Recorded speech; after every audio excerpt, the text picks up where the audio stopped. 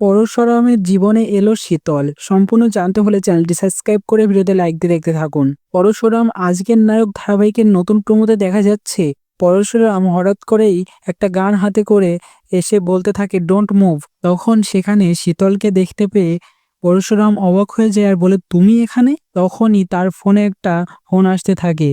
টোটিনি phone করেছে, বলছে আজ তো আমার জন্মদিন, আমি পিকো সবাই মিলে তো তোমার জন্য অপেক্ষা করছি, তুমিই তো বলেছিলে জন্মদিন একসঙ্গে সেলিব্রেট করবে। তখনই পরশুরামের হাত থেকে ফোনটা নিয়ে শীতল বলতে থাকে তোমার স্বামী এখন আমার কাছে। তখন টোটিনি বলে কে আপনি? তখন এই দিক থেকে শীতল বলে শীতল, তো কে এই শীতল?